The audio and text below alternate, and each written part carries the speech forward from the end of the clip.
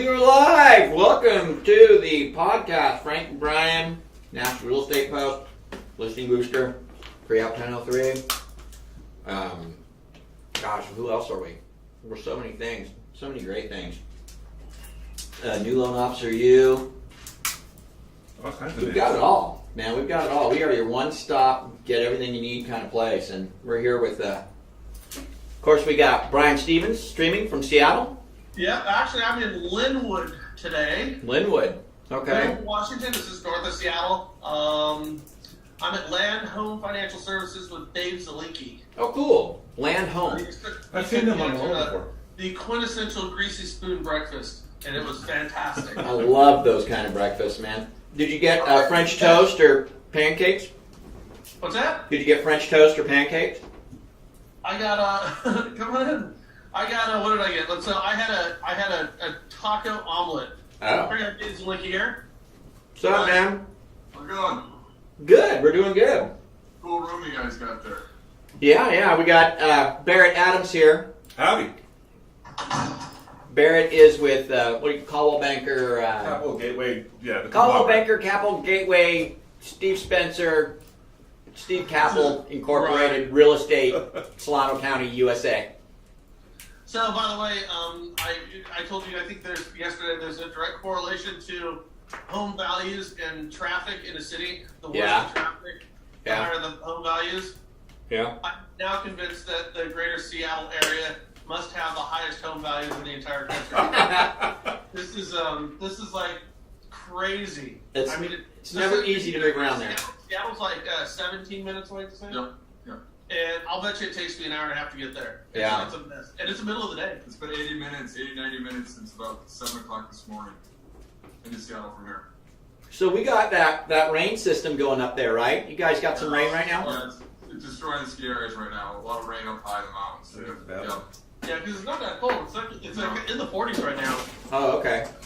Yeah, but if it rains or sunny or a cloudy day here, the traffic gets bad. no matter what. Yeah. No matter what. 4 days a year? 5 days a year? Right, exactly. So, hey, I got what I was thinking about. Okay, so, the big hot button, the buzz thing going on right now just everywhere is all the sexual harassment, and all the raping and all the sexual harassment. Like, it's all in Hollywood. You're starting to see more of this come out in Washington, D.C. It's like, it's the hot thing. It's the new thing. It's a hot button topic because, you can't make light of it because it is sexual harassment and it's horrible things. But it's what people are talking about, and more people are feeling empowered to come out. So I was just looking at the newspaper, and Charlie Rose. Did you see? You know who Charlie Rose is? Fired. CBS? Fired or stepped down? He got canned. Charlie Rose. I know. You wouldn't think that was one of your offenders. Oh my God, that one caught me off guard. It's like, Louis C.K., yeah, you can see it, some of the, Charlie Rose. I know, it's like Mr. Rogers or something. Well, think about this. Okay, so I have a question to pose to you. If in real estate and lending, if everybody who was a sexual harasser was fired, how many men would be in real estate and lending today? How many women would be in real estate and lending today? That's true. That's a good point. It is a promiscuous business at times, Basically everybody at every real estate Christmas party would be fired the next day. I know. Yeah, because every lending company, you'd be fired the next day. I started thinking about some of this stuff. Because I'm like, wow, they're seriously, because we have I think it's a high, real estate lending is so high stress that, people, they let that stress out in different ways, and a lot of it would be considered sexual harassment. So, to give you an example, there was one time I was originating a loan, okay, so I'm like facing this way, my client's on the other side of the desk facing me this way, okay? Now behind me was a glass wall, a hallway, where people would walk by. Right. I was doing a loan app, and I noticed a big giant bare ass behind my client's head. So as I'm doing the loan app, I had another loan officer come and BA me while I was doing a loan app. I'm laughing at it. I get it. I know where your office was too. Sexual harassment. Yeah. It is. You know what I mean? I mean, that would be technically sexual harassment, right? Well, yeah, definitely it would be. I mean, I found it funny too, and I was the victim. Right. But look how much society's changed though in the last 10, 20 years. That was considered empowered, emboldened. That was the way to be. Yeah, Well- so interesting. So how's our commander-in-chief, still our commander-in-chief with the video that's out, right? The bus video. Oh, How's he still, right? I mean, he's our president, right? But granted, everyone else is getting fired. well, why didn't it stick to him? Yeah. Why is Woody Allen still making movies? He buried his daughter. I mean, When she was 17? why is Roman Polanski winning Oscars? He raped a 14-year-old girl. He can't come back to the United States. Why is this acceptable? And then, by the way, if you really want to go at it, I mean, our previous president, Mr. Clinton, he had a whole list of women who had accused him of things. So, But and why is I that think okay we're for under that? the bad guy. But really, when I'm putting it in the context of real estate lending, I mean, how many people would be in real estate lending if we were held to that standard? I think every single person would be fired. There would be a lot. There would be a lot.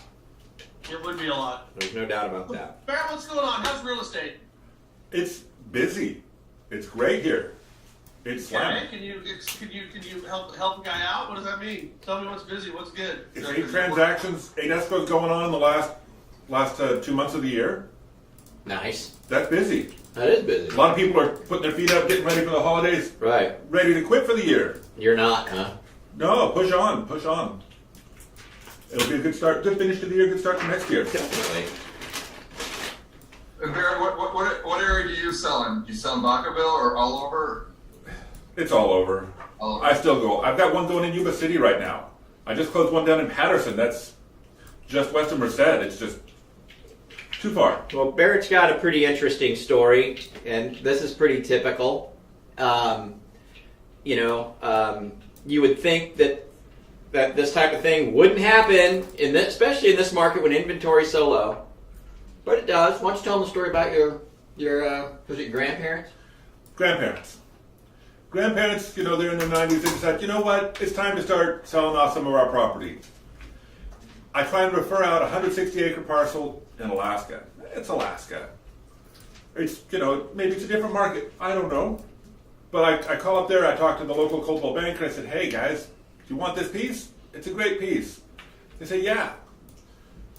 They go up, they set up the notary for my mom to handle everything. We take the listing, and then all of a sudden the listing agent disappears. He stopped returning phone calls. I'm calling him for a month, text calls. I finally call his broker and say, where's he at? He's in Washington. He'll get back to me in 2 weeks when he gets back to Alaska. He doesn't get back. I look again, it's not on the MLS. The guy's in Malaysia. Malaysia. He's not returning phone calls or texts or emails. Sorry, it's, He's a real estate agent in Alaska and he makes enough money to go to Washington and Malaysia? Apparently. Yeah. It's pretty interesting though, because it's something I've noticed here, I've been thinking about the last couple of days. Is just, I think that people would be successful if they just took their job more seriously. A couple examples I have for you, it does. Well, how about this? At least a little bit of follow through. So, a couple of things here.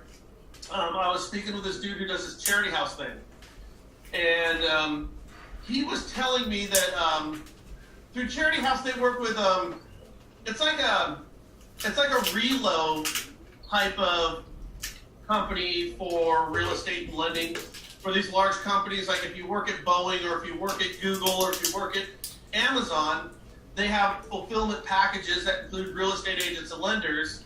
And so you can, if you work at Boeing and you go through Charity House, they're going to take 30% of the real estate agent's commissions and they're going to give it to a charity in your name, which becomes a write-off for you. So it's a benefit to the person to go through their company. That's interesting. And it's basically the same as a reload amount. And I was talking with this guy, and he says that they miss out on 50% of their 30% charity pieces. I go, well, why don't you just put a demand into escrow? Says, well, sometimes it's hard to really keep these things straight, which transactions are going on because they're taking place all over the country. Now, as a real estate agent, if you don't get that 30%, you're never getting another deal again. This is business that's just fed to you from some of the biggest companies in the country. How short-sighted is it of that real estate agent to not proactively make sure that the charity gets their 30% of their commission. Yeah. Which is ridiculous. I'll tell you another one. This is up here too, about not following through. So my in-laws, they live in North Bend, Washington. Okay, so that would be east of Seattle. But Seattle's one of the hottest markets in the country. I mean, it's ridiculous up here. The median sales price in Seattle is like $750,000. So they interviewed a real estate agent, who the first thing she said was, "I will negotiate anything but not my commission. I'm getting my full 6%." Which I thought was pretty ballsy. Let's start the conversation with that. What's that? Yeah, start the conversation with that, right? Pretty much. Well, it was part of the initial conversation. But she said, "Here's what's going to happen. Your house, we're going to list it for $720. It's going to have a bidding war the first day. They'll probably sell for $750." And then again, I thought, okay, now you want a 6% commission for a house that's going to sell in one day to fill out a contract that I can buy down at Staples for $2.50. You want, 49, $22,000 to $42,000 for a house that's going to sell in hours. Okay, but here's the thing. So they probably would have listed with her, but they weren't ready to. They're older, and they got to they have to come to terms with the fact that they're going to be moving out of the house that they love. That real estate agent called them up one time after that, never called them again. Never called them again. Handed to him on a silver platter. On a silver platter. I just got a deal yesterday, Brian, that was the lender stopped calling the client. The client called for some questions. They didn't hear back for over 2 days on a simple question. So. Oh, you mean, that was a loan lead? Well, yeah. They put an offer in. They already have an offer. And I got a deal literally turning around in less than 4 or 5 hours. Because somebody wouldn't pick up their phone. Yeah. So there are. So what happens with that other lender company? Was that now? So you got are they approved now? Yeah. So now has the other lender come back around and said, "Wait a minute, hold on, She already said she's done. She said I'm done using them. They have returned calls, like I talk, like information. I just find that crazy, dude. Yeah, I mean, she called me. I had to call her back last night during the Hawks game, and she's like, I really appreciate you calling me back, but I'm like, I mean, I'll take a 15-20 minute call and TiVo the game, right? I mean, how stupid is that, right? But how much business is lost, due to poor communication and just a lack of follow through and follow up? A ton. I mean, it's massive in this industry. It's all the time. You guys have been saying this for years.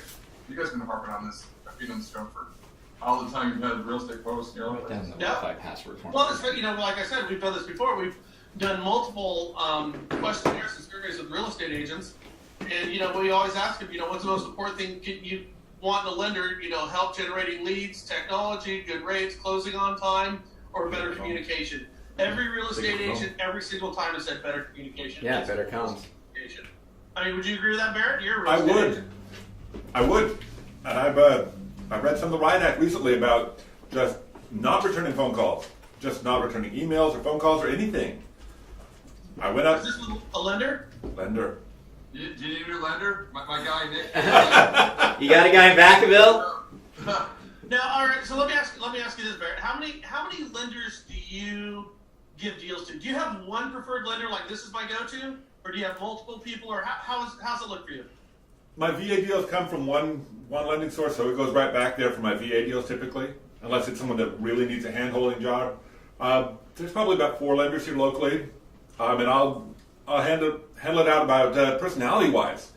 After I interview my client, who's the best fit for my client? Really? So you go by personality, huh? Which is the best fit for this client? So you would say that there's not a guy or a gal that's just got that overall gets along with everybody personality?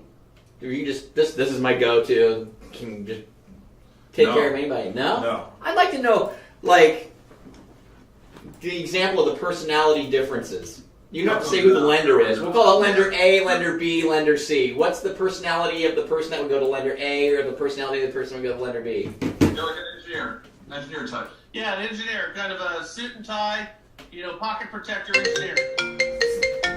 There's a lender right across the street here. I've got 3 lenders that are very technical. They're very technically just dominating. One of them is more horsey, countryside, country feel. but it'd be probably one of the other two girls. What do you mean by technical, Barrett? Just out of curiosity. When they say this is how it is, it won't get any worse at that point. They say I can do it at this. It's a done deal. It's a lock for me.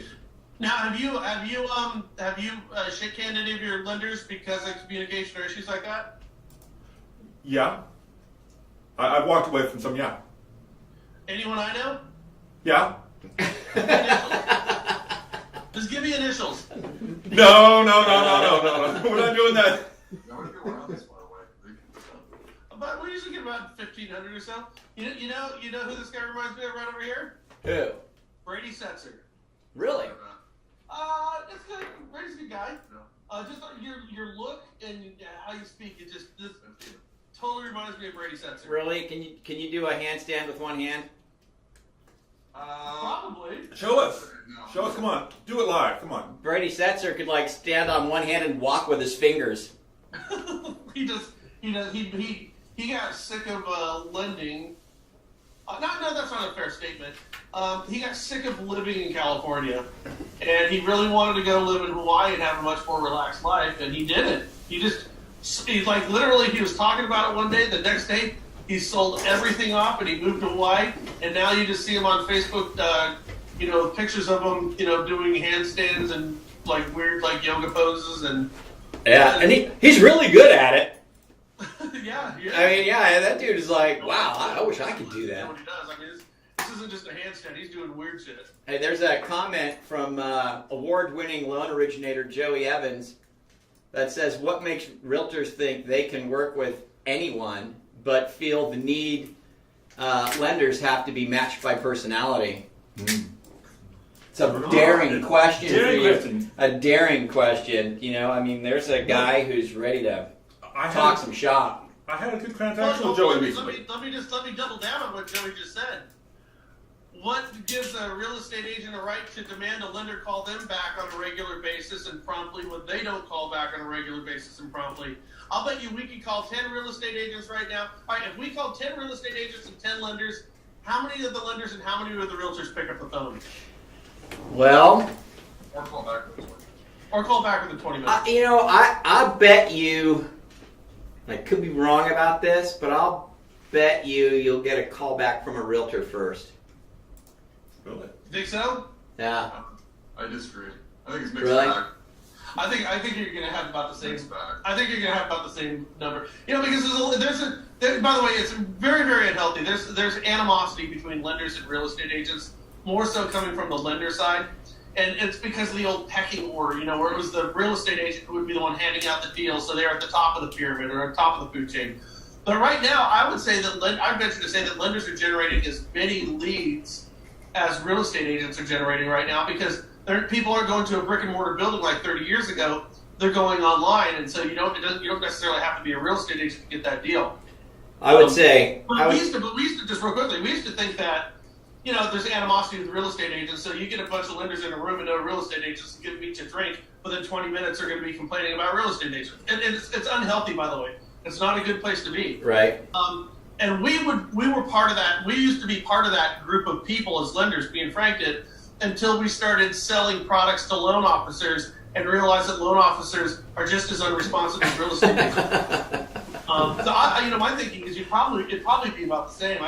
I'll bet you if you called 10 real estate agents and 10 lenders, I'll bet you 2 would pick up and 4 would call you back within 20 minutes and 6 wouldn't. That would be my guess. Yeah, remember we did that one year, Brian? It was on the show. Remember? Yeah, we did live. Yeah, and was it real estate agents we were calling? I think it was. I think it was real estate agents we were calling. And we called 20-something agents, right? We had to call like 21 agents or something like that before one picked up the phone. Wasn't that what it was? Yeah, it was some crazy number. Yeah, it was like 21. We were just, hey, this is Frank. I just want to talk to you about something. Can you give me a call back? And we never even got calls back. Very rare. We got like 2 calls back. And just while we're on the topic, if anyone who's watching right now, if you have a voicemail message, don't say that you're busy. You don't, and we don't need to offer up. I love when people offer up what they're doing. Hi, I was unable to pick up the phone right now because I'm either on another call or with a client. I'll get back to you at 5 o'clock. Yeah, I'll get back to you at 5 o'clock. Maybe you're at your kid's recital. Maybe you're sleeping. Maybe you're seeing your shrink. Maybe are you always with a client? Do we have to offer up excuses why we're not picking up the phone? I know. The best voicemail is the one I had. Remember that one where I said I was actually Spider-Man and I was out helping somebody, and I'd get back to him. And I'd get back to him. We started doing that. You know, people with their voicemail. It's like I can't pick up the phone. Well, I know you didn't pick up the phone. I'm hearing you on the voicemail. But we feel like we have to give all this information. We already know what the whole process is. When you don't pick up the phone, we know what takes place. Everybody knows. I'm going to leave a message. Hopefully you're going to listen to it and get back to me. So that limited time that you have, you know, Frank brought this up. He did the Spider-Man thing. I did fun facts about Elvis. Don't even say anything. Here's 10 fun facts about Elvis. Yeah. And we would switch it up all the time. And we would have more people, like when we would talk with people, they love the voicemail. Seriously, they absolutely love the voice. Yeah, just find some random thing and start saying it because everybody knows what the protocol is. And when you're getting a voicemail and you're not actually speaking with a person, there's already a level of irritation that you're not speaking with a person, especially when you're in the service industry. So why not do something to try to put a smile on that person's face rather than further piss them off by telling them what things that you're probably doing outside of not talking to them. That's the culture now. We want it, and we want it now. Right? Right. Well, yeah. Now, how many of your clients? Or what about you? What percentage of your clients would rather communicate with you? You gotta get 320s, then just go down this list. Text, email, This is 2. This count as 2. These black is 1. This is 3. And you can bust 2, so you can get too many. Then you gotta do that. You gotta just erase that term. So go for it. Yeah. I mean, what about you, Barrett? What? You tell me the directions. The vast majority of your clients, would they prefer to communicate with you through some form of instant messaging, text, email, or actually speaking with you? Yeah. Most of them want to talk. They'll do a little bit of text. Some want to text. But I find that I like to voice is better, and then we follow up with a text or an email just confirming. Because there's a lot that can be lost in the tone. Well, the great part about texting is you're just getting right to the point. There's no formalities. We don't have to spend the first 5 minutes of the conversation going through, you know, the polite, all the polite things. You know, how are you? How are the kids? How are the family? I get better mental That's response one. rate too for prospects and these. That's a circle. Then you go 2, 3. Okay. And you gotta go down in order. You know, well, first of all, email is becoming a thing. Just that's yesterday's news. The problem with email is right now, like if I go into my email, if I have 20 emails, there are 2 or 3 in there that I actually need or want to look at, and all the other one is crap. So email is not a very great way of communicating anymore. Texting. Here's what we found: like with Listing Booster and other forms of marketing, when you can generate a lead, you can I know some guys down south where they'll call people. They do it's the 3-3 and leave, but they'll call people and then they'll call them again, and then the third communication they'll text them, and they'll get more of a response on that third text than anything because texting is also more passive in nature. Like if I'm talking to you, I can put you in an uncomfortable position by telling you I need a response from you in action. And it's either going to be yes, you're going to play my game, or no, you're not. And people don't like to say no. There's true story here, Frank. Listen to this. Okay. All right. So I was watching this show last night, and it's a dumb show. I was watching it with my kid, and basically it's these 4 friends, and then they put an earbud in one of their friends, and then they put that person in an awkward position. And then they'll speak things to that guy, and he has to say those things to whoever he's around. Right. So here's what happened. So they put a guy in a music store, and people would come in with an instrument, and he was there to be their teacher, their instrument teacher. This is an actual music store. I'm over. So these guys don't know how to play any instruments, right? So some guy comes in with a guitar, and now I'm supposed to teach you how to play the guitar, yet I don't know the first thing about a guitar. And so he's just trying to, and there's tell him it's a piano. It's like, well, how do you, well, here, grab your piano. It's like, what are you talking about? It's a guitar. He goes, no, we're going to play it like a piano. I mean, it's just, they tell him these things, and they just see how bad they can screw with people, right? Right. Here's the whole idea behind it. They said, And after your lesson, you're going to try to talk them into paying for another lesson. Okay? And I'm like, all right. So they had like somebody come in with a stand-up bass or a cello or a bass, and a guitar, and drums, and a ukulele. And so they don't know how to play any of these instruments. They're just screwing with the people. And did you know every single person who wasn't in on the joke, the student, every single one of those students said yes to another lesson. Really? You've got to be kidding. No, I thought, well, this is stupid because why would you say yes? The guy clearly has no idea what he's doing. It's like, okay, you ready to sign up for the next lesson? Everyone's like, yeah. Sounds like other coaching programs and things that are sold to LOs and Right. coaches nowadays. Right. Things, you know? But the thing is, people don't like to say no. You know, it's like so when you're talking to somebody, you can put them in an uncomfortable position. If people know that, so they know a real estate agent or a lender is going to try to get you to come on, let's go look at houses, let's go, So when you're dealing with a text, it's more passive in nature because you don't have to stare at that person or actually speak to that person and tell them the uncomfortable no's. So when you're working on trying to generate leads off a list that you have, I think sometimes texting is a hell of a lot easier. Even like you're talking with a real estate agent and they're pissed off at you, and then you're talking with them and they're pissed off, it's uncomfortable. But if they send you a nasty text message, hey, it ain't as bad, right? Barrett, how do you, as a real estate agent with your loan originators working with you, how do you prefer that they communicate with you? I want them to call me. Really? You're looking for the phone call. I want the warm and fuzzy. I want the honest truth. Give it to me straight. I want to hear the tone in your voice. So how about just for updates, cruising along, appraisals in, got this going? I mean, do you want a phone call? It's nice to get the email, but I want to hear the phone call. It's the personal relationship. We are a team getting it to the finish line. So you're looking for a phone call. If if they leave you a voicemail, you're cool. I think maybe Barrett's just lonely. What I picked up on though was he goes, I want the phone call because I want to hear the tone in the voice. So he already knows, it's like, the old realtor saying is how do you know a lender's lying? His lips are moving. Okay, that's an old realtor thing. My mother used to say that all the time 40 years ago, right? How do you know a lender's lying? His lips are moving.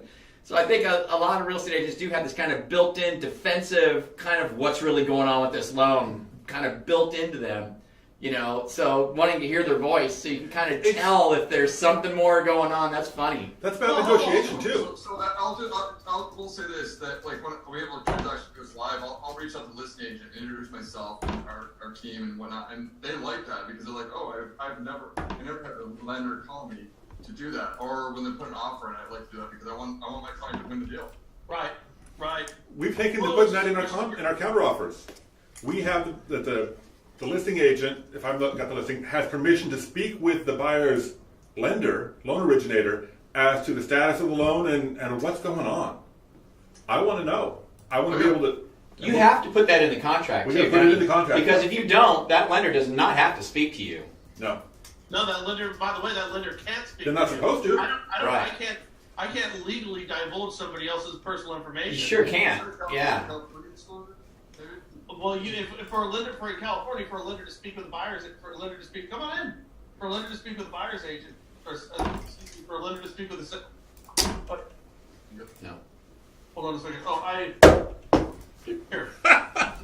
Hold on, James. I'm gonna jump in there. Come here. No, so it's about negotiation though too. You hear the tone, you can tell what's really going on. You think I'm kidding? No, I know you're not kidding. I totally get it. And since they're supposed to be my team, are they on my team or are they not? Especially when it's on the other We'll be side. back, boys. Hey, Okay. We're looking for a lost key. Brian took a key and put it somewhere. Oh, that never happens. That never happens. Boys' key for his boys. Yeah, Brian usually doesn't lose much of anything. That's really odd. So, anyway, Tell him he's gonna learn how to drive that new white truck of his better. yeah. Just give it to Grant. Let Grant Give it break to it in. Grant. No, he gave Grant a BMW, and Grant promptly got these huge. What are they called? Anime. Yeah, the anime. I have a picture. Do you want He me to got. pull it up? Can you put it up on the screen? Yeah, I'll just pull it up on my phone and then put it up. To the Oh, okay. We'll put it up on the screen. What Grant did to the BMW that Brian What's the bought, model on it? bought for him. Huh? What's the model on it? You know. Of this car? Yeah. It's a Some 7 BMW. something. Turn this so I can watch myself. Yeah, but so anyway, what were we talking about? Where were we at before they left? Negotiation, Getting it into the contract. Yeah, but here's the thing. It's like especially today. I mean, a loan officer really can't say anything. I'm wondering what they actually can say. Just legally to anyone else besides the buyer in the transaction or the escrow officer. As the buyer's agent. Yeah, unless without permission. They can't. Yeah. Have you credit qualified them? Fantastic. Are they income qualified? Fantastic. They can answer those questions. That's what I put in the contract. I want them to be able to answer these questions. Do they have the money to close? Well, if it's in the contract, it's in the contract, and they have to be able to answer. So I did have a point on this I wanted to bring up. So as far as communication goes, so there were times I would when I first got into the business, I think I told this to Barrett before, and I know you know who I'm talking about. When I first got into the business, I started working with a real estate agent who was insane, I guess would be a good way of putting it. And basically, any little problem, it was turned into a gigantic problem. Right. Uh-huh. So what I became accustomed to doing is trying to solve a problem or fix a situation without that real estate agent knowing about it, because I was trying to avoid it blowing up and becoming a huge issue. Yeah. Now, that would work fine, but occasionally you would find day 2, 3, 4, 5, or 6 that maybe the problem's just a little bit bigger and a little, kind of unsolvable, and then you had to bring the agent up to speed as to what's going on. And then, of course, they say, well, why didn't I learn about this 5 days ago when you found out? And the reason is because, well, I didn't want this to become a huge issue. I wanted to see if I could solve it, because no matter what, it was going to become a big issue with you, so I was trying to avoid that problem. Yeah. I think a lot of times what lenders, when they find themselves getting in bad situations, is it's when they're not disclosing to a real estate agent that there's potentially a problem down the road. I think that happens a lot, and that's probably the lack of communication that that real estate agents will talk about, that coming from a lender's perspective. Well, I think that when something comes up as a loan officer, when something comes up in a file, it's like, crap, I got to deal with this, and it's usually those things that pop up that, like, potentially this could be a big problem. But there may be a way to solve it here. I need to dig a little deeper. I think it is prudent of the originator to dig a little deeper first. Before you go saying, we got a problem, I'm going to try and fix it. At least, take 24 hours to try and resolve it. Because whenever I ran into a snafu on a file as an originator, if I run into a snafu, I could usually figure out if I can fix it or deal with it with pretty damn quickly. I mean, I knew how to, what I would have to do to get it done. I would start probing, calling the buyer, whatever the case may be, to figure out if I can do this or do that, or ask a particular question, or, if I can find out if I can get a particular letter, or if I can, I would usually dig into the situation first. And then if I was finding a problem, then I would go ahead and bring it up afterwards. But more than likely, what that phone call would be is pretty similar to what you were saying, Brian, is where you would kind of solve the problem first, then have the conversation, say, hey, this came up, but I fixed it, right? I solved it, and so we're okay, and here's where we are. It's just that if it's 7 days later when it came up and you're not able to fix it, then yeah, you're screwing up. But I think that first 24 hours to be able to resolve it before I make the call to you, I'm going to try and just see if I can get this thing figured out before I call you, because it might be for no reason. Yeah, if you get something at noon, you don't need to call me by 4 or 5 o'clock. If you think you can get it done, then advise me tomorrow. Yeah. But we are a team, and we need to, in this competitive market that we're in here, you got to get it, we got to find a way around, because I don't want to be blind. Because I want the deal. I want to close. I want to close that deal. Absolutely, you want to close. That's what I always tell my people, when I was training them. I was like, every time somebody's calling your phone, sometimes you feel like you don't want to answer it. Just bear in mind, all we're trying to do is give you money. That's all they're trying to do. They just want the deal to close, like anybody else. Hey, by the way, guys, I did confirm. I'm not gonna give my source, but I did confirm today that Mick Mulvaney is going to replace Richard Cordroy as the interim head of the CFPB. That's pretty awesome. Now, Mick Mulvaney, or Mac Mulvaney, I'm not sure his name is. It's Mick. I think it's Mick. It's Mick. Yeah. He, if you watched our podcast yesterday, this guy is downright hostile towards the CFPB. He said some pretty outlandish things about its very existence. So we have a guy who's going to be running the CFPB, Who doesn't like it? who, by all appearances, looks like he hates the CFPB. Yeah, and who wants to change the structure of the CFPB, which is the right thing to do, and who's probably going to go in there and understand, yeah, I want to get rid of bad players. Bad players don't deserve to operate, but I'm not going to screw over good players, you know what I mean, that missed a particular item in a funding package, you know what I mean? That wasn't a malicious, hurt the consumer situation, which is what, what we've been finding, Fantastic. Well, the whole thing that we've seen, I think, with the CFPB that everyone talks about is policy through punishment. Right. Basically you would find out what you can do because somebody would get busted for it, rather than giving, real clear direction and guidance in a written rule. The rule became the punishment, which means in order for you to pass a rule, you had to go find some poor schlep rock to go out there and, sue. So and then that becomes very arbitrary. So now we're trying to set policy. So I have to go find somebody who fits the criteria of what I don't want you doing. And I'm not going to necessarily bust people based on the worst infractions, but I'm going to bust people based on the policies I want to pass. And there's something that is fundamentally unfair about that. Oh, big time.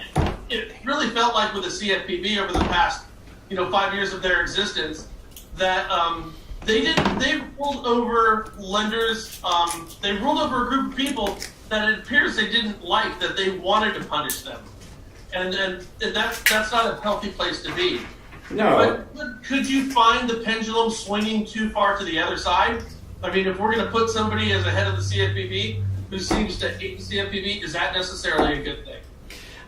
You know what? I think it is a good thing. I think he's probably, based on what we're hearing on his opinions on the CFPB, he's probably a lot like us and us in the industry. He probably does agree with having good regulation, but he probably also, it appears that he agrees on doing it in a logical way. He is pro 5-person panel. We're pro 5-person panel. You have to have the yang. Right now it's all yin at the CFPB, right? From the director all the way down, it's one mind. It's one mindset from the top all the way down. It's going to be better to have an acting director or an interim director come in who is going to go against the grain with what's already been established over there, just because there's no way you can have fairness unless you have differing opinions. Brian, you and I are a perfect example. We go through stuff all the time with the show and stories and things like that where, it may seem like me and Brian are always in the same thing, but we're not necessarily. We have conversations before we do a show, or well, what about this? We yin and yang it, and we go back and forth, and then we kind of roll into, what our editorial position is, right? But, so I think it is a good thing, to answer the question. I think it's a very good thing. Right now it's all been yin, and you can never have something that's fair and unbiased unless you got some yang, and he's our yang, man. He's our yang, Mick Yang. And there's no such thing as a yin, by the way, Frank. Is it a yin? Yin and yang, not yin. Whatever. Oh, I'm sorry, that's probably a racist. For me to say whatever is probably racist. I take it back. My error, yin. Yeah, I think, but when you think about it, you have, there's a lack of debate, or with how the bureau is set up right now.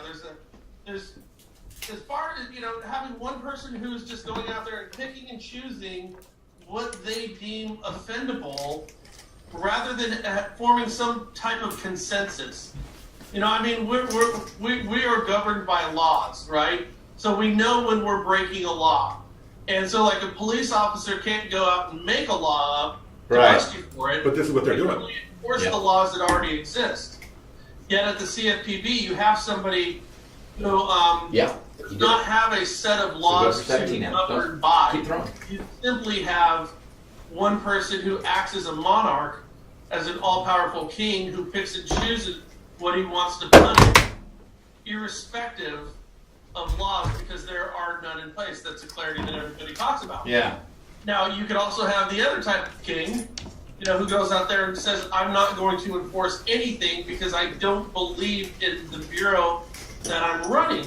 And that it seems to me, could also be demonstrative in some sort of way. You don't want the extremes per se on either side. Because I think what lenders do want, lenders want rules. We want the bad apples out. But we just want clarity on the laws, that are in place that you should not be breaking. A great example of this, and you say, well, you already know what you can't break. You already know what you shouldn't be doing. We've got this moral compass built into all of us, and we inherently know what's right or wrong. Well, then let me ask you this. On marketing, for example, I, as a marketer, as a lender, I don't think it's a bad thing for me to, take the real estate agents who give me business and maybe, have some form of reciprocity. I get a bunch of business from one of my real estate agents. I don't know, maybe I got a couple of tickets to a Warriors game and I want to send her and her friends in a limo to that game or something like that. That seems like a reasonable thing to do, the reciprocity. Yet that would be a violation. So there are areas where what's right, what's wrong is not really, really clearly defined. And I mean, to this day, I've read RESPA, Section 8, time and time again, and you can interpret that a half a dozen different ways. So I think clarity is what you really need, and I think the only way to have a bureau that's going to function in a healthy manner is to have that 5-person panel. That's the only way. You have to have different opinions on that panel, right? And then come to some form of consensus in terms of what we in the real estate and lending industry can and cannot do. Exactly. But I think there are a lot of gray areas where either choice is not necessarily the wrong one. Yeah, and I mean, you opened up your statement there by saying, perhaps he could go too far in the other direction, and I don't think that that's what we're hearing about him at all. We know what his thoughts are on it, but that doesn't necessarily mean that when he gets in there and gets into the practice of being the interim director, that is, all of a sudden there's just going to be no regulation or no rules. The things that we've heard about him, and maybe we could touch on that again, but the things that we've heard about him are really the things that we've been complaining about. So it will be interesting to see what he can do. Now, I don't know how far. I mean, maybe Brian, but I mean, as an interim director, does that give him the full authority of the director for the duration that he's there? Absolutely. 100%. So with the full authority, and is it possible that he could go from interim to permanent? Just Absolutely. Okay. Yeah. So. And by the way, just real quickly, it sounds to me that that Trump is going to be able to appoint an interim until you get the director who has to be vetted and approved through Congress. So he might be able to put Mulvaney in there without congressional approval. But if he wanted to take off the interim title, then he would have to be vetted by Congress. Got it. But when he's in there as interim, he has full authority, and he is the reigning director at that point. Absolutely. You bet. No, I shouldn't say that. I mean, I don't know if the interim would have the authority to, change the structure or fire people. He may be on a shorter leash. Maybe he would. Again, this is just all conjecture on my part, and there's not a lot that's written into the CFPB in the event that these type of things happen. But I mean, he may not. Maybe he wouldn't be able to go out there and start new lawsuits. I don't know. But here's the whole point. Based on everything he said, there's not going to be any more lawsuits. Or at least there won't be any more ridiculous lawsuits. There will be lawsuits where they're deserved. Well, I mean, here's the point, guys. Let's say that Mulvaney goes in there and says, all right, let's say you make me the acting director of the CFPB, okay? I go in there, I've got complete and total authority. I'm going to go in there and say, there will be no lawsuits coming out of the CFPB, period, during the rest of my tenure. I'm not doing it. I don't care what you do. I don't care if you break the law. I'm not going to bring a lawsuit against you or your company. Okay? Well, here's the truth of the matter. If you're a depository bank, you still have the FDIC who's going to go after you. Right. If you're doing something on a state level, you still have your Attorney General who could come after you. Right. You still have the Department of Justice who could go after you. You still have HUD who could go after you. You know, so it's not like we don't have. You still have the OCC who could go after you. You still have regulatory agencies who govern over the mortgage industry. So with or without the CFPB, it's not like banks can go out and do whatever the hell they want to do. Because it could be brought by other agencies. And by the way, lawsuits will be brought by other agencies. I'd be willing to bet you through the False Claims Act, HUD and the DOJ has recovered more money than the CFPB. Yeah. I mean, I don't know. I'd have to look it up, but boy, it's right on par. It's in the billions. Yeah, it is. This is a DOJ and HUD. Right. Okay, so it doesn't really, it doesn't necessarily matter what the CFPB does, because as a lender, you still know that you have to follow the guidelines, because other agencies will rain fire down upon you. Right. Yeah. And you know, here's the thing, Frank. People don't talk about. I mean, how often do we talk about the FDIC going after somebody? Never. We talk a little bit about HUD and the DOJ with those False Claims Acts, which are ridiculous. That the Mortgage Bankers Association is ridiculous. But we don't really talk about a lot of those lawsuits because they just don't seem to be as vindictive in nature as some of the lawsuits brought by the CFPB. And hey, think about this, Frank. Check this out. You there? Yeah, we're listening. We're checking it out. Richard Cordroy is not going to have to be there to for the PHH and the Aqua case. But then the PHH case settles, and they say, "Sorry, CFPB, you overextended your authority. This is a bunch of crap." That's going to happen. Richard Cordroy is not going to have to be on the receiving end of that humiliation because his ass is going to be long gone. Yeah. Interesting. Now, I mean, think about that. Or Mulvaney, maybe he'd get in there and just drop it. Well, and now let me ask you this, okay? So let's say that the, I think it's the 12th Circuit Court of Appeals in the District of Columbia that's hearing this. It's the complete 12th District of Columbia Circuit Court of Appeals that's hearing the PHH case. Now, what if they come back and say, this is a bullshit lawsuit, and it should have never been brought in the first place, okay? Yeah. Now, would you then not, if you were one of the companies who had been fined by the CFPB to the tunes of millions of dollars, would you then not go back and appeal? I don't think you can. Well, wait a minute. It was the rule at the time, right? This is pretty ridiculous too. I don't think you can, because technically most of them, 9 out of 10 of them, settled. So it was never taken to the degree of, argument. You know what I mean? It was just settled. And so therefore, you can't go back and say, we settled on something that we didn't completely discuss, and so we want our money back. But this with PHH, you're actually in the courts fighting it, saying that I don't agree with this. This can be dismissed, and it can be... But could you not then go back in and say it was coercion? You know, like you can have, I mean, how many times have you heard of false confessions in murder trials where, the guy or gal in jail said, "Oh no, that confession of mine was coerced out of me." That's a good point. Yeah. That these cops told me that I was going to fry in an electric chair unless I admitted right now that I did this. Even though I didn't, I admitted because it's better than the alternative that you're putting in my face. Yeah. I mean, with the CFPB, everybody knows, this is no secret out there, that 99% of the settlements with the CFPB is because people simply did not have the money to pay these guys. And look at PHH. I mean, what the CFPB has effectively done by continuing to fight the PHH ruling is they're sending a message under Corbett. They're sending a message to the rest of the industry that if you fight us and do not settle with us, we are going to tie you up in court and bankrupt your company. Right. That's essentially what's going on. So I would go back as a company and say that there was a corporate coercion of sorts. And I would want my ruling looked at, and I would want to be refunded a couple of dollars, right? You know, the answer I think is yeah, and I bet we do see that. And it would be, why not? Why wouldn't I do that?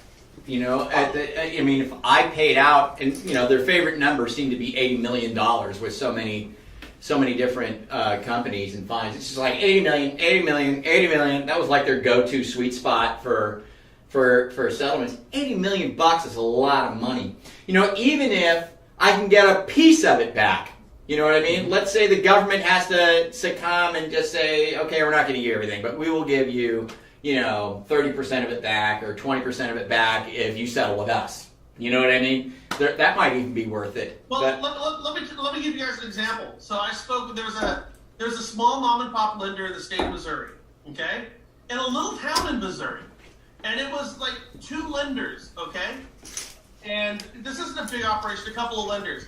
So the FDIC went in to do an audit of a bank, and the FDIC recognized that there was a lender in the bank that was not employed by the bank. And so the case was handed off to the CFPB. Now, what has to happen, just like when a lender's sitting a real estate office, you have to find out what fair market value for that rent space is, and that's what you as a lender have to pay. You can't pay more. Like I as a lender couldn't go pay, you know, $10,000 for a $10,000 for a space that would otherwise go for $1,000. I as a lender might want to do that because I'm going to get a lot of referrals, but that would be a violation. So anyways, let me finish here. The CFPB went in and said that they were not paying fair market rent, that they were paying, it came out to like 25 cents too much per square foot. Yeah, it was debatable. Barely off. Now, as a result, that lender was fined when it was all said and done to the tune of like $650,000. This is a mom and pop place, mind you. This isn't a huge operation. Now, the funny thing is, the CFPB did the press release on this. We just fined this guy for this and fixed his wrongdoing. What a bunch of bullshit this was. And here we are, the CFPB looking out for your best interest. Did you know that the CFPB never went back there and told them they needed to change what the rent was for that space? Right. That they simply took the fine and walked away. Yeah. They didn't even correct what they saw was a problem, and the problem was so small it was ridiculous. Right. I mean, that to me is frivolous. If I'm that guy, I want my $650,000 back. Hell yeah. By the way, you know who's doing a backflip today? Who? I'll tell you. I'll give you a hint. I'm up in Seattle. Who? Zillow. Oh, Zillow, right. Oh my God! Can you imagine Zillow right now? I'll bet you their stocks are up. Hey, listen. We should look it up. By the way, they're gonna announce Mulvaney as the interim here sooner than later. Yeah. Okay? And when Mulvaney is announced as the interim head of the CFPB, I'll bet you Zillow's stocks spike.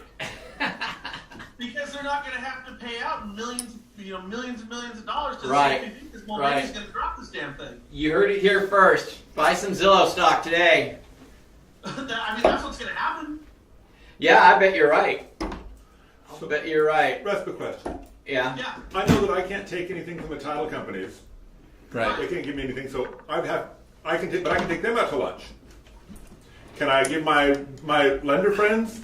You can It's a take the baseball title game? company to lunch? That's okay? Can I give my lender buddies baseball tickets?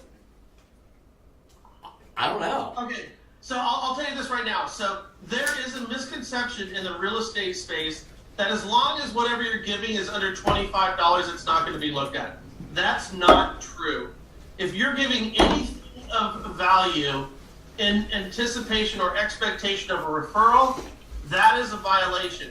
If I take you out to lunch, if I buy you a Cup of coffee? a stapler, whatever. If it's an expectation or anticipation or belief that I'm going to get a referral for it, that's a violation, period. Now, here becomes the complicated part. So me and you, Barrett, me and you are friends. We are friends. I know you outside of work. I see you places. I would buy you a beer. You would buy me a beer. Now, am I buying you a beer because I expect to get a lead from you, or am I buying a beer for my friend? That's right. That's Right. the gray area. My friend is going to give me referrals because Nice. I'm his friend as well. So can I not buy a beer for my friends? Yeah. This isn't one, is it? Hold on, Brian. We have to discuss We gotta a dart. discuss it. We have Dart. to discuss a dart thing. You got one, bud. Oh wait, this one is. Ooh. No, I'm gonna say it's outside. So you got one. That was a close one. We had to Important discuss thing. that. No, It's it's up a little bit. And it looks like Zillow stock. Let's see. It's plus. It's up. you're right. Yeah. Well, wait till they announce Mulvaney. When they Yeah. announce Mulvaney, you're gonna see you'd be smart to see a bump in there because based on everything I'm hearing from this Mulvaney, he's gonna drop this lawsuit like a hot rock. That's it. Well, that'll be good. That'll be good. I'm looking forward to it. I'm very curious to see. When does he have to go in? When does he get to put him in? And I'll tell you what, the other thing, I think what you might see immediately are some of these like smaller, stupid concerns that people have with how lenders and real estate agents are working together on some of these third-party products that you have out there. Yeah. I think you're going to find people less reluctant to use them. Yeah. More inclined to work with lenders and real estate agents and share costs for marketing. Yeah. Because when you think about it, a lot of the marketing that a real estate agent and a lender are doing, all they're trying to do is get more properties in front of more people, which is basically just giving people more choice. It's when you take away marketing, you're taking away the opportunity for a consumer to see everything that's on the table that he or she can purchase. The other thing is that the concept and the reason that they frown upon it is you're doing joint advertising because that person's going to send you all of that business that comes over, and the truth is that that's not the case at all. I mean, it's not the case at all. It doesn't. In reality, it doesn't mean, like, I'm sure. Do you do joint marketing with any lenders? Yeah, You do joint marketing with some lenders, right? I do. And so, but for you, is it like, we'll do this joint marketing together, and when leads come in, we'll try and work them together? Is that basically the concept here, or what? Yeah. If Yeah. the lead comes in from that one, let's do it together. Let's do it together, right? So, but and then you're not in front of anybody of any authority here right now, but I mean, because they're co-marketing with you, do you feel more obligated than to give them other things? I mean, you've already admitted to us that you use different lenders with different personalities for different buyers with different, personalities. So you're not necessarily, this guy's helping me advertise on Zillow, so I'm just going to send him everything I got. No, I feel obligated to give them to people that I know that can close the deal, that are quality people. Yeah, but the deals that you're advertising, if you're advertising with the guy and a lead comes in from that joint advertising, you're absolutely going to say, yeah, take that lead and run with it, right? Yeah, that's totally fair. So reality is reality, I mean, when you're working together, you're buying leads together, sure, you guys are going to work those leads together, but that doesn't mean that you're just going to send them everything. Hey, Frank. Yeah. I'll let me up the ante on you, okay? I mean, we can speak frankly now. We got Mulvaney coming in, brother. But let's speak frankly about this. The only reason any lender anywhere in the country, every lender, any one of them, all of them, do any type of joint marketing is because they want more business. Right. That's it. There's no other reason to do it. No lender is going to give no lender is going to take money out of their pocket if they think it's not going to have a return on that investment. Exactly. Every dollar ever spent by every lender, every single time in the history of the mortgage industry that they've spent that money with a real estate agent is because they want more business. Right. That's it. And by the way, that's reasonable. Doing anything else would be unreasonable, okay? So, I mean, I've spoke with lenders in Solano County who said, yeah, I spend $1,400 a month as a real estate agent on Zillow because I need to do it to keep their business. Yeah.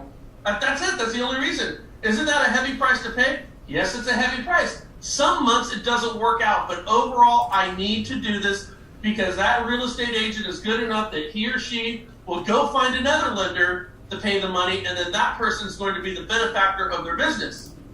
You know, so this is the only reason people do it. Now, if I am giving you money because I expect business, that is a RESPA violation. Right. Which means every time a lender has spent money with a real estate agent, you gotta say it is a violation. Right?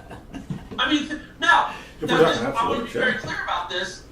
According to RESPA, you could go ahead and joint market with a lender or with a real estate agent in a compliant fashion. Okay, you can do that. But what we can't do is we can't legislate or regulate somebody's thoughts. You know what I mean? Right. So I can go. What I'm saying here is that is the thought behind any type of money that a lender spends. They're spending that money because they want more business. Right. So I'm not. You can be compliant right now, but at the end of the day, that's what's going around in everybody's head. And I gotta believe too. I mean, well, let me ask you, Barrett, as a real estate agent. Let's say you've got a guy, a loan officer you really like. You send him some business, but he's just flat not willing to do co-marketing or co-advertising with you. You still send him deals? For me, yeah. I'm not trying to generate my business off of and bring in new business. I'm trying to generate off of old client base. So you're referral based. That's my goal. Do you do Zillow advertising? No. Oh, you don't even do it. I don't even do it flat out. I don't like it. You don't buy leads. I don't buy it. I'm opposed to it. Yeah. I wrote a nastygram to the Coldwell Banker CEO about how they were preaching that at the convention the other day. To buy leads. It was leads. It was the common theme. That's the new thing. Today it's buying leads. It's all about buying leads. And the new kids growing up, you said you've been experiencing a lot of new agents and a lot of new lenders lately in the industry, and you say they're just a pain in the ass. And you know, I think the mentality of the new person today isn't what it used to be. And it is that type of a thought process today. It's buy. I'm gonna buy, and hopefully convert. That's what it is. I do marketing like this. If you're gonna have a hamburger for dinner tonight, okay? You gonna go kill a cow? Or you gonna go down to Safeway and buy some ground beef? There you go. Buying leads, man. Why do I want to hunt a lead down when I go down to Safeway? Yeah. It's like Mike Ballinger says, he goes fishing all the time. He goes, I'll start keeping fish when Safeway quits selling fish. Yeah. You know, it's the same thing. You know, you want to have to go hunt down your lead, you know, or if you could just buy it. The problem is it's a hell of a lot more money to buy these leads. Yeah. But, I get what the mindset. The mindset is if I can buy dollars for 25 cents, you buy as many dollars as possible. You know, so if you're getting a reasonable return on your investment, then I get it. As far as like the Zillow leads go, I've spoken with more people who say it's not a good investment of my money than have said that it is a good investment of my money. I have spoken with some people who says it works for them, but I think I've spoken with more who said no. I think it just depends on really where you're at. If you're going to sit there and you're going to play dialing for dollars and you're going to call,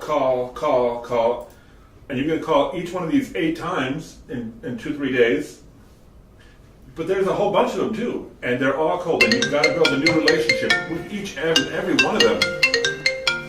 That's not who I am. I'm not built for that. Maybe it's... Some people are. Some people are. Some people aren't. You know, it is a matter of choice, and you can convert. I mean, it is completely possible to buy leads and convert. There's no... The percentage, you're going to get 1 or 2 out of every 100. Yeah. It's just going to happen, no matter how good you are. You've got to get that number. Well, we're gone over an hour here, and I got to get to doing some stuff. Cool. I'm going to go to that interactive music museum in downtown Seattle right now. Oh, yeah. The one that looks really cool with all the crazy stuff. Yep. Yeah. They have what I just heard from Dave Zelinski over here. He says they have a Ziggy Stardust display, an old David Bowie display. Nice. Right now. Nice. So I've always wanted to go check it out. So that's what I'm going to go do right now. I got my son and his friend, and we're gonna go see this thing. All right. You know, Paul Allen, the guy from Microsoft. He's a huge music buff. You know, and what do you do if you're worth $20 billion? You know, you go to your hometown and you build an homage to pop music. Well, that's one of the things you do. Just badass. Yeah, that's one of the things you do. You besides have a World War II airplane collection? Yeah, that's another thing you do. Yeah, for sure. I don't know, airplanes, rich people, you know, I think it's bad juju, man. If I ever became a 20 billion guy, I would never take up flying airplanes. No. You always wind up in the lake somewhere.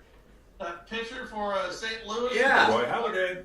Yeah, you always wind up ditching it somewhere. Harrison Ford's lucky. He's done it like 3 times and lived every time. It's miraculous. Did you see the last one? And by the way, you know, I'll tell you what, if you're over the age of 70, I think you should have to renew your driver's license every year. You know, because most people figure out if you're too old to drive when it's too late. Yeah. And it's the same thing with pilots. Harrison Ford, the last time, did you see when he flew over like a Southwest? Yeah, and landed on a taxiway. Yeah, he goes, what the hell is that jet doing? He just landed on the taxiway. I mean, I don't need a 76-year-old guy on a plane coming in my airport at 500 miles an hour. And they let him keep his license. I know. Harrison Ford, man, he flew the Millennium Falcon. I know, you gotta let him keep it. So next time, throw Chewbacca in the back. Barrett, appreciate you coming down, Dave.